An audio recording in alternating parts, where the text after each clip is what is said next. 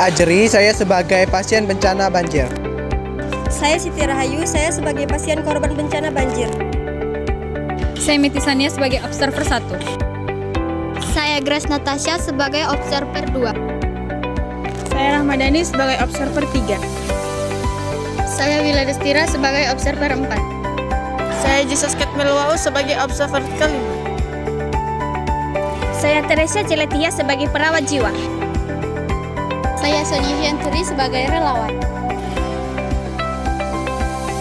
Saya Farida Felsariani sebagai kader kesehatan.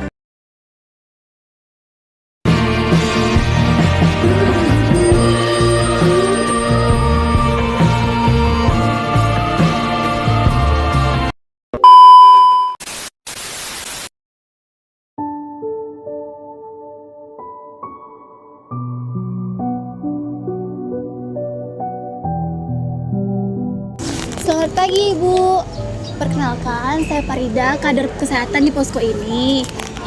Boleh sedikit saya bertanya tentang Ibu?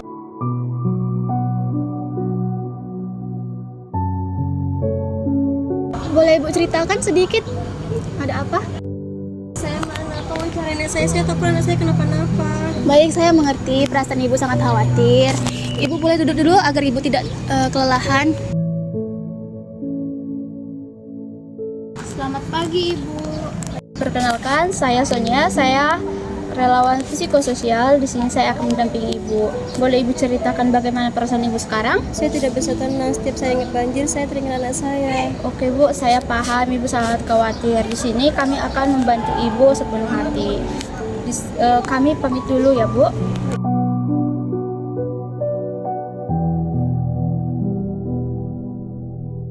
Bu Sonia, coba lihat Bapak itu sendirian. Ayo Bu.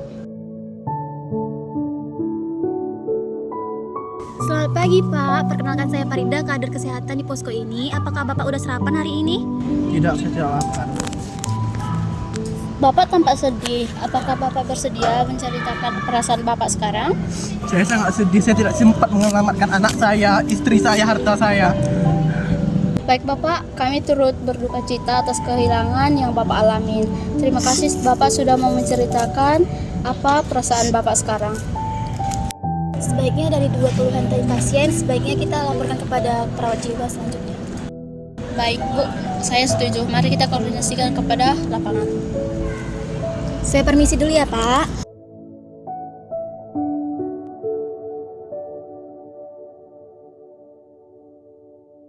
Selamat pagi Bu Tere, kami telah melakukan pemantauan di area pengungsian.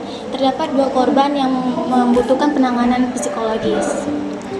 Baik, silakan jelaskan pengamatan kalian hari ini. Baik Bu, korban pertama Nyonya S, usia 38 tahun. Beliau tampak sangat cemas, gelisah, menangis, dan selalu menanyakan anaknya yang terpisah saat dievakuasi. Korban kedua, Tuan D berusia 55 tahun. Beliau kehilangan rumah dan sebagian anggota keluarga. Saat ini, beliau tampak murung dan menolak untuk makan, serta menolak untuk interaksi kepada pengungsi lainnya. Baik, terima kasih atas laporannya. Berdasarkan hasil pekajian tersebut, kita akan melakukan screening kesehatan jiwa dan memberikan psychological first aid kepada korban. Dan kamu Sonia tetap mendampingi saya, sedangkan kamu Farida membantu memantau, memastikan kebutuhan dasar korban terpenuhi dan mencatat bagaimana perkembangan kondisi mereka.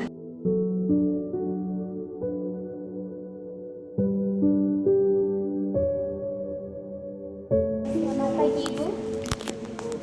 Ibu boleh duduk sebentar.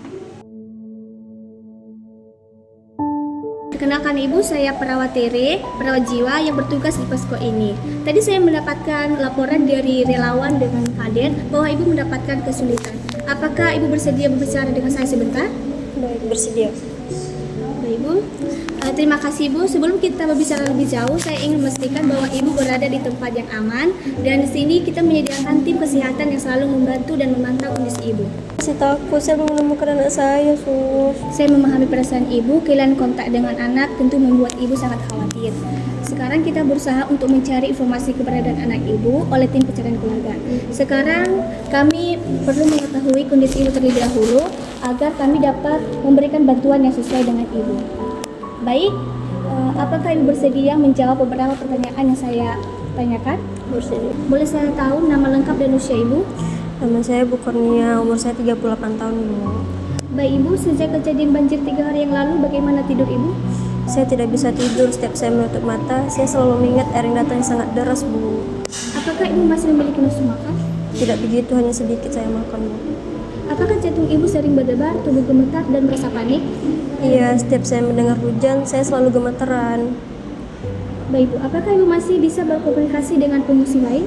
Saya lebih sering mencari anak saya, Bu. Berdasarkan hasil pengajian Nyonya menunjukkan reaksi psikologis berupa kecemasan akut, gejalanya meliputi gelisah, sulit tidur, nafsu makan menurun, jantung berdebar, dan terus memikirkan anaknya. Bila tidak ditangani, kondisi ini dapat berkembang menjadi gangguan stres atau pasca trauma. Baik, saya akan memberikan dukungan psikososial. Kurnia, apakah Ibu boleh menceritakan yang terjadi saat banjir kemarin? Waktu air datang sangat cepat, saya sedang menggandeng anak saya untuk menyelamatkan diri. Tapi arusnya sangat deras sampai tangan kami terlepas, dan hanya ada boneka kesayangannya di pelukan saya.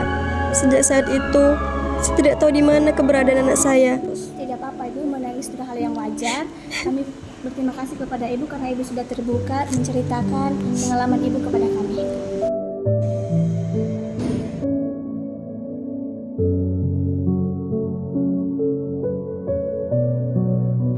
Selamat pagi Pak. Perkenalkan saya perawat Tere, perawat jiwa yang bertugas di posko ini. Apakah saya boleh duduk sebentar dan berbicara beberapa saja? Terima kasih Pak. Tadi saya mendengar bahwa Bapak mengalami musibah yang cukup berat. Saya turut berduka atas kehilangan rumah Bapak dan anggota keluarga Bapak. Iya, sus, saya merasa tidak percaya diri lagi, sus. Saya kehilangan anak saya dan istri saya, sus. Saya bisa merasakan betapa berat cobaan yang Bapak alami. Terima kasih karena Bapak sudah menceritakan kehidupan Bapak. Saya ingin mengetahui kondisi Bapak terlebih dahulu agar kami dapat membantu. Apakah Bapak bisa menjawab beberapa pertanyaan saya bersama? Jadi Pak, pertanyaannya, sejak kejadian banjir, apakah Bapak masih bisa tidur? Saya selalu mengingat istri saya, sus. Lalu bagaimana dengan nafsu makan Bapak? Saya tidak ingat kapan saya makan. Apakah Bapak masih mau berbicara atau berkumpul dengan pengungsi lainnya? Baik, hasil pengkajian menunjukkan bahwa Tuan D mengalami reaksi berduka yang berat disertai gejala depresi serta menarik diri, lalu kehilangan semangat hidup, gangguan tidur, dan penurunan nafsu makan. Saat ini belum ditemukan keinginan untuk bunuh diri, tetapi kondisi beliau tetap harus dipantau secara ketat. Baik, saya akan memberikan dukungan psikologis secara rutin. Apakah Bapak boleh menceritakan yang terjadi saat banjir kemarin? Boleh, sus. Jadi, sus, saat banjir datang, sus, saya tidak sempat menyelamatkan semua keluarga saya. Rumah saya hanyut dan istri saya meninggal, sus. Sampai sekarang saya masih tidak percaya semua ini terjadi pada kehidupan saya, sus. Terima kasih Bapak karena Bapak sudah menceritakan musibah Bapak, dan di sini kami akan berduka cita atas kehilangan anggota Bapak dan rumah Bapak. Baik, sus. Pak, saya sudah menyiapkan makanan hangat, walaupun sedikit, Bapak harus tetap isi perut Bapak agar Bapak tidak lemas. Nanti akan saya coba, sus. Kesedihan dan harus dipendam sendiri, Bapak boleh menangis, boleh bercerita, dan meminta bantuan kepada kami di sini kami selalu menanti dan menolong Bapak di sini. Baik, terima kasih atas kerjasamanya hari ini. Sekarang kita evaluasi kedua korban. Baik, pada Nyonya K menunjukkan reaksi kecemasan akut akibat terpisah dari anaknya.